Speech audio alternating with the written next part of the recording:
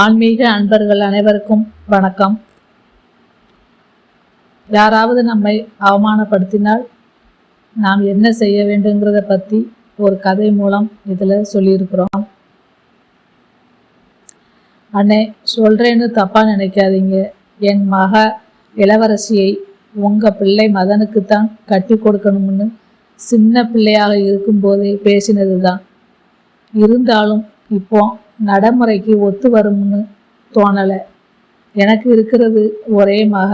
அவ சீரும் சிறப்புமாக வாழணும் தானே பெத்தவ மனசு நினைக்கும். மதனுக்கு சரியா படிப்பு ஏறலை, நிலையான வருமானமும் இல்லை. அவன் சொந்த காலில் நிற்கிற தகுதி இல்லாம உங்களை சார்ந்துதான் வாழ்ந்துட்டு இருக்கான். அவனை நம்பி என் பெண்ணை கொடுக்க எனக்கு இஷ்டம் இல்லை. வாழ வழி தெரியாதவனை எப்படி என் மகளுக்கு கட்டி வைக்க முடியும்? நீங்களே சொல்லுங்க. என்னம்மா இது, பிள்ளைங்க மனசுல ஆசையை வளர்த்துட்டு இப்படி சொல்ற என்று தங்கையிடம் கூறினார் அண்ணன். ஆமாண்ண, இது சரி வரும்னு எனக்கு தோணலை. இளவரசிக்கு வேறு மாப்பிள்ளை பார்க்க போறேன், அதை சொல்லத்தான் வந்தேன் என்றாள் தங்கை. கையில் கல்யாண பத்திரிகையுடன் அமர்ந்திருக்கும் அப்பாவிடம் வந்தான் மதன். அப்பா, அத்தை பேசினதுக்கு வருத்தப்பட்டு என்ன பிரயோஜனம்?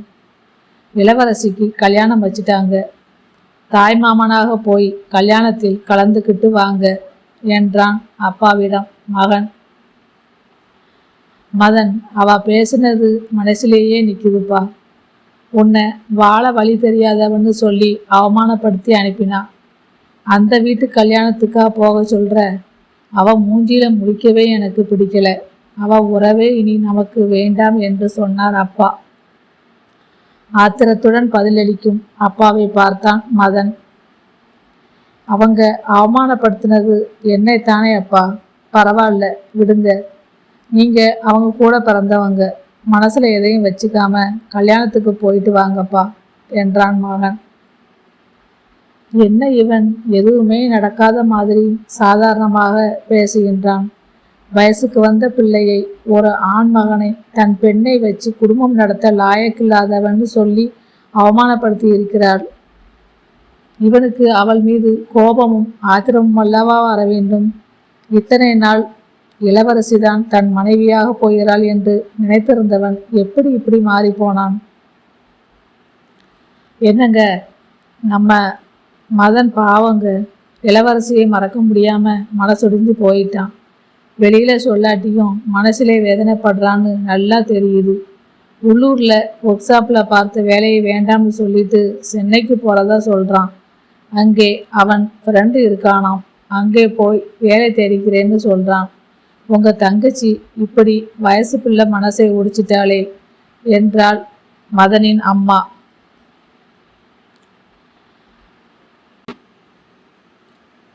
அம்மா அப்பாவிடம் சொல்லிவிட்டு மதனும் அம்மா அப்பாவை பிரிந்து சென்னைக்கு சென்றான். அவர்களை பிரிந்து சென்ற 4 வருடத்தில் அவன் வாழ்க்கையில் நம்ப முடியாத மாற்றங்கள் ஏற்பட அவனை பெற்றவர்கள் சந்தோஷப்பட்டு போனார்கள். அவன் நண்பனுடன் சேர்ந்து சிறிதாக ஆரம்பித்த துணி வியாபாரம் நன்றாக வளர்ந்து இன்று சென்னையில் பெரிய நிறுவனமாக மாறி லாபம் தரும் தொழிலாக மதனை உயர்ந்த நிலைக்கு கொண்டு சென்றதை நினைத்து மனம் மகிழ்ந்தார்கள். மதன், உன்னோட முயற்சிக்கும் உழைப்புக்கும் வெற்றி கிடைச்சிருக்கு. நீ இந்த அளவு முன்னுக்கு வருவேன்னு நாங்கள் நினைக்கலப்பா. பார்த்துட்டு இருந்த வேலையை விட்டுட்டு நீ போனப்போ என்ன கஷ்டப்பட போறியோன்னு நானும் அம்மாவும் கவலைப்பட்டோம். ஆனால் நீ உன்கிட்ட இருந்த திறமையை பிஸ்னஸில் காண்பிச்சு உன் தகுதியை உயர்த்திக்கிட்டது உண்மையில் பாராட்டப்பட வேண்டிய விஷயம்.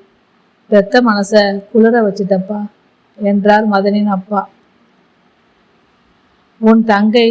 உங்கள் தங்கை என்னமோ சொன்னால, இப்போ அவ மகள் தான் கட்டி கொடுத்த இடத்தில் கஷ்டப்பட்டுட்டு இருக்கா. அவளுக்கு இவனை கட்டிக்கிட்டு ராஜ வாழ்க்கை வாழ கொடுத்து வைக்கலே என்றாள் மதனின் அம்மா. அட விடுமா, ஏன் நடந்து முடிந்ததை பற்றி பேசுற? உன் மனசுக்கு பிடிச்ச பெண்ணாக பாருமா, நான் கல்யாணம் பண்ணிக்க தயாராக இருக்கேன் என்றான் மதன். மதனுக்கு பெரிய இடமாக அமைந்ததில் பெற்றவர்கள் சந்தோஷப்பட்டார்கள். கல்யாண ஏற்பாடுகள் தடபுடலாக நடக்க கல்யாண பத்திரிகை அச்சடித்து வர, மதன், இன்னைக்கு குலதெய்வம் கோவிலுக்கு போய் பத்திரிக்கை வச்சுட்டு வந்தோம். நாளையிலிருந்து உறவு முறைக்கு பத்திரிக்கை வைக்க ஆரம்பிக்கலாம். நீயும் உன் நண்பர்களுக்கு கொடுப்பா. அப்பா சொல்ல, அப்பா, முதல் பத்திரிக்கை அத்தைக்கு கொண்டு போய் கொடுப்போம். நானும் வர்றேன் என்றான் மதன். மகனை அதிசயமாக பார்த்தார் அப்பா. என்னப்பா அப்படி பார்க்குறீங்க? நான் இந்த நிலைமைக்கு வர காரணமே அத்தை தான்ப்பா.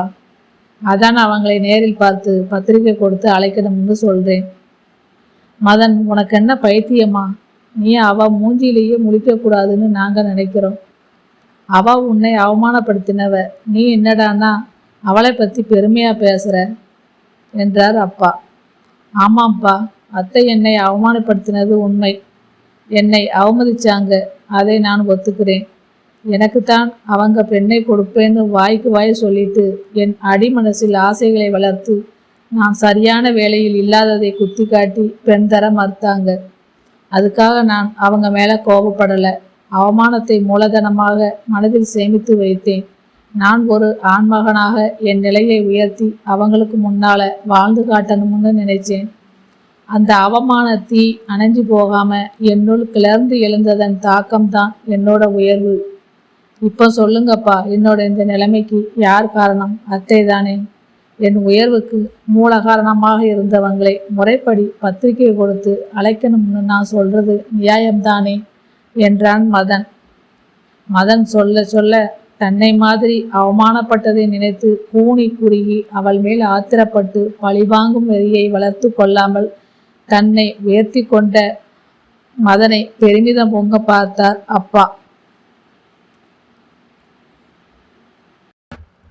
இந்த வீடியோ பதிவு பிடிச்சிருந்தா நம்ம சேனலுக்கு ஒரு லைக் பண்ணி அப்படியே சப்ஸ்கிரைப் பண்ணிக்கோங்க. உங்கள் ஃப்ரெண்ட்ஸ் அண்ட் ஃபேமிலிக்கும் இந்த பயனுள்ள தகவலை ஷேர் பண்ணுங்கள். நன்றி.